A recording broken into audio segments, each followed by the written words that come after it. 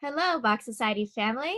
My name is Mary Joy Silmaro. I am the Music Associate of Bach Society Houston. And today we have our wonderful guest violinist, Kurt Johnson, who's going to perform and release his performance on Sunday, May 17th for you all. So hello, Kurt. How are you? Hello, I'm doing well. Good afternoon. Good Good afternoon, afternoon.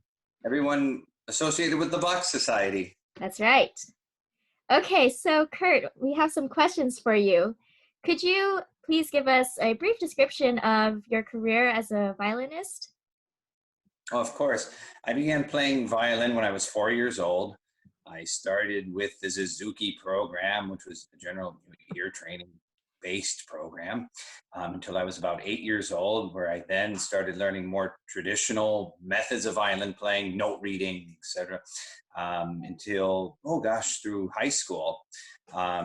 In high school, I studied with Rachel Barton Pine and Roland and Almeida Vamos, and it was actually Rachel Barton Pine who introduced me or showed me. We were working on Bach at the time. She showed me the Baroque bow, or what a general Baroque bow was at the time. I don't know what it was, or it was probably something, just a generic whatever Right. Baroque bow. And she showed it to me, and oh my gosh, it just made it so much easier, and it just made the violin sing so much more, even a modern fiddle, which I was using at the time. So I credit her for kind of getting, or kind of planting the seed with my Baroque playing. I owe it to her a little bit. And at the time, I think I was 14, and she was a child prodigy, amazing player and soloist to this day, of course. She was like 17 only, so it was incredible. So and she was a remarkable teacher. All right, Wow. after that, I went on to Oberlin Conservatory. I studied with Marilyn McDonald, another great Baroque violinist, as well as a wonderful modern player as well.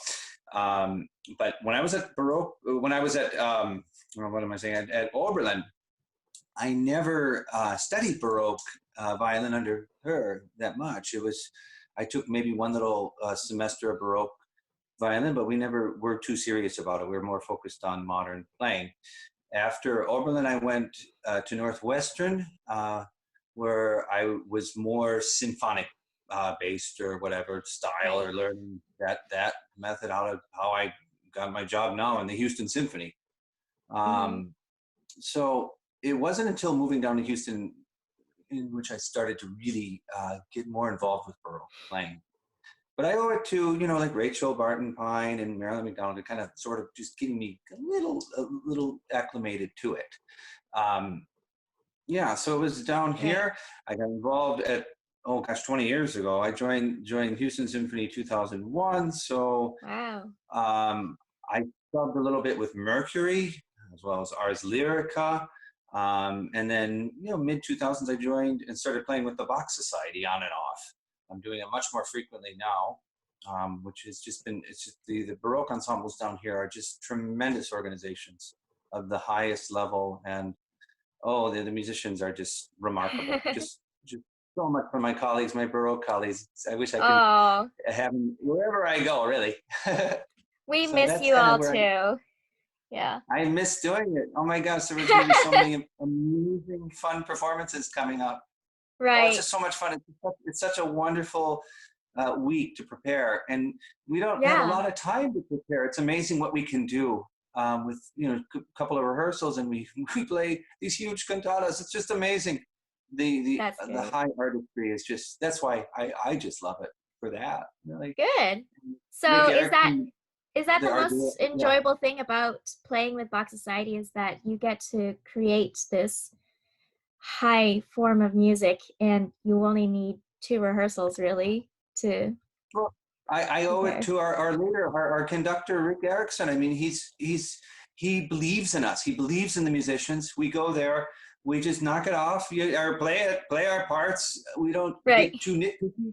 We use our own musical instincts. We put it together, and we all leave happy. It's so wonderful. And not many conductors have that knack. who can do that. And that's a rare art form. It really is. Right. I can't say how And pleased I am with working with Rick right. and I can Mog, attest to that everybody else. too. Really. Yeah, absolutely. Wonderful. So, you may have already mentioned this, but are you currently working on other music or other non-related music stuff during this pandemic situation? Lately, during the pandemic, I've been playing a lot of just the Bach sonatas and partitas because I can accompany myself really. Um, That's it's right. nice. Yeah. And so I learned the past several weeks on a modern instrument. I have to confess, I'm sorry. And then just today, I opened up my case, my Baroque violins, and started getting acclimated. So I made the decision. I was thinking, oh, should I play it on the modern? What violin? I'm going to do the Baroque. Why not? It sounded pretty good today. I got a few more days from now until Friday before we record. So Right. it's fun. It's a nice project. So I feel confident that I'm going to play it on Baroque violin how it should be played. How wonderful. And of course, we're all looking forward to that. Um, so have you, well, let me start with this. There are many musicians out there, especially during this pandemic situation, who Mhm. are recording themselves. And what's even more creative, I find, are that there are chamber pieces being recorded, and each musician in their own home is recording themselves, and then they Yeah, submit it and merge it all together so that it becomes one chamber music video. Have you it's been cool. involved in that How at to do it. all, or solo I've stuff? seen it, like all the little boxes, everyone putting it Yeah, together. yeah, You've seen yeah. entire orchestras doing it. I think that could be the new norm for a while now. I think it's terrific. I haven't experimented myself. I've just been doing more solo stuff myself, but Right. I have a little youth orchestra in the Heights here, a little kiddie group, wonderful little musicians. If this still is going on in the fall, we may have to resort to that format where I lead and we just kind of put everyone together. Right. It can work. I can see. And overall the sound quality. I believe this is Zoom. It's fine. It works pretty well. Oh, Over okay. the weekend, I heard a bunch of the kids audition for next year, and it was fine. It worked. So Oh, we good. can use this format. And as time goes on, as we get more used to this kind of lifestyle, yes, I see maybe perhaps me working with other of the colleagues in the Bach Society. We could do Bach double. We could do all the six sonatas and partitas. Yes. So much we can do. We can do harpsichord, whatever. It can work. We can do it, and why not? We can do more of these performances.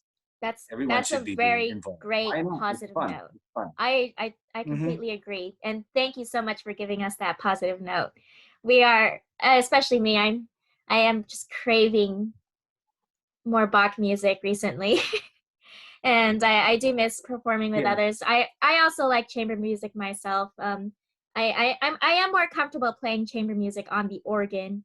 For example, I played organ and French horn last semester, and I just enjoyed it so much. So Wonderful. it brings so much warmth to my heart to see musicians being so creative Mm-hmm. and collaborating anyway via Mm-hmm. technology. So, could you tell us briefly about the pieces you're going to play this Sunday? Just tell us what you're going to play and a little description about them. Yeah, and but before I get into those Sure. pieces, you know, with J, J.S. Bach, I mean, if you look, and we all know, if we look at the general amount of performances that have been played online, so many people are playing Bach. Why? Why? It's because it's the spirit of which he has devoted his music to the glory of God. This is, you can believe or not, I believe, and um, this is why I like playing this music. It makes it I can get into this little zone for a little while, and it just feels good. You just feel at ease just for a few minutes. For whether I play the chaconne or any other movement, it's just a way to get away Right. for a little while. That's why maybe that's why a lot of people are playing Bach, because it hits the soul. It really It does. really does. It really does. Yeah, yeah. Okay, well, enough of my jibber jabber.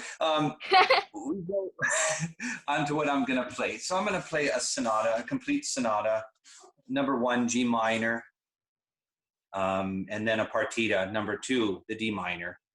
I think that's enough for a performance of unaccompanied Bach, Of course. for starters at least. This is something I would like to continue on, maybe just perform them all over the next several months or whatever. Yeah.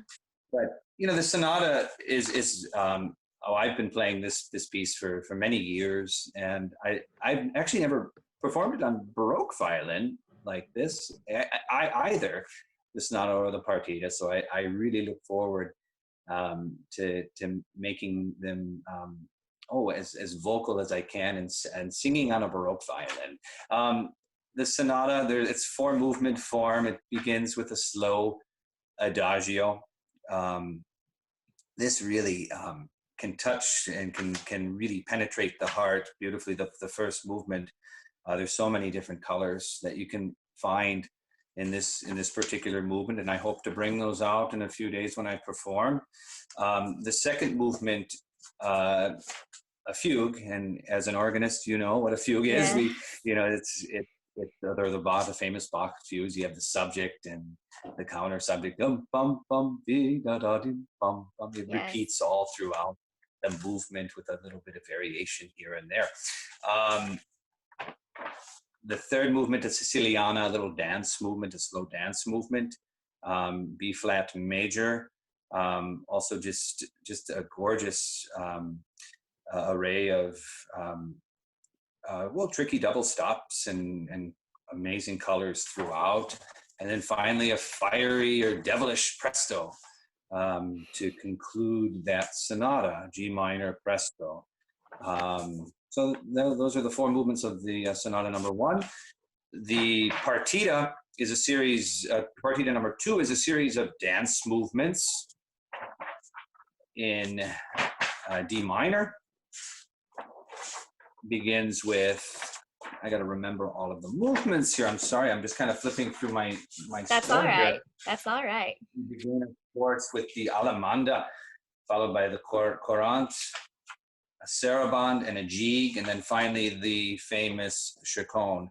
These are all dance movements that traveled around Europe, 500-600 years ago. The traditional dances of countries from, let's say, the UK, Spain, we have France. So typical traditional dances that Bach incorporated in these beautiful, beautiful movements. So That's that's what I'm right. going to be doing. Wonderful. That is amazing. That's an amazing program, and we're very excited to hear it. So this is where we're actually going to wrap things up for everyone. And on behalf of the Bach Society Houston, we'd like to thank you, Kurt, for being here with us through the years and for this interview. Could you remind us when you joined Bach Society Houston? What year was that again? I don't know the exact date. It was mid 2000s, 2005, 2006. All right. Yeah. Well, yeah.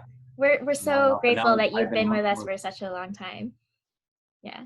Yeah, and then the last 5 years or so, I think I've been playing almost every performance. So Right. up until now, of course, but I can't wait to get back into the swing of things. Me too. Well, we all do. Yeah, Want to get back. We do.